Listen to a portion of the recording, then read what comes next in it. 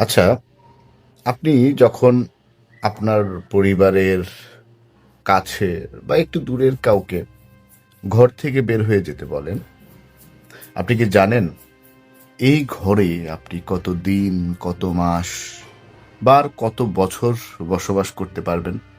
আপনি নিশ্চিত কতদিন ব্যবহার করতে পারবেন, থাকতে পারবেন এই বাড়িতে? এই ঘরটি আপনার চিরস্থায়ী জায়গা না, আপনিও জানেন। কিন্তু ধরেন আপনার একটি ঘর আছে, আপনি কিনতে পেরেছেন, ভাড়া নিতে পেরেছেন, এফোর্ড করতে পারেন। আপনার পরিবারের সদস্য, আপনার সন্তান, আপনার কোনো আত্মীয়ের সন্তান, আপনার জীবনের কোনো অংশ, আপনার জীবনের সাথে জড়িয়ে থাকা কোনো ব্যক্তি, তাকে আপনি হঠাৎ বললেন যে, "তুমি ঘর থেকে বের হয়ে যাও।" ধরেন সে কোনো অন্যায় করছে বা ছোটখাটো কোনো কিছু করছে, কিন্তু কথায়, কথায় আপনি বলছেন, "যাও, ঘর থেকে বের হয়ে যাও।" এটার জন্য কিন্তু আপনাকে ভুগতে হবে।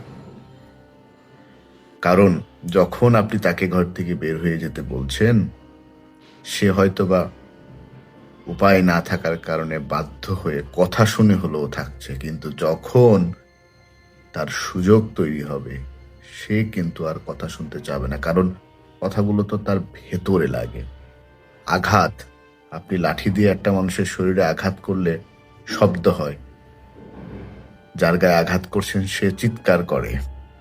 কিন্তু কথার মাধ্যমে যে আঘাত আপনি করেন তার মনেও কিন্তু এরকম আঘাত লাগে। কেউ হয়তোবা কাঁদে, কিন্তু পুরুষ মানুষের তো কাঁদতে নেই।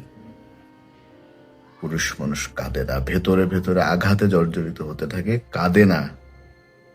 কিন্তু তার ওই শরীরে লাঠি দিয়ে ব্যথা দিলেও যেরকম আঘাতটা লাগতো, মনের ওই ব্যথাতেও কিন্তু আঘাত লাগে।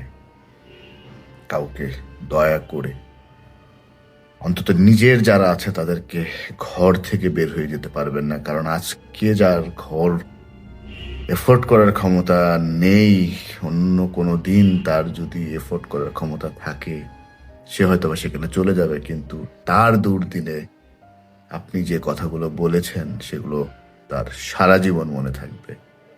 সত্যি, এসব কথা মানুষ কখনো ভুলে না, সারা জীবন মনে রাখে।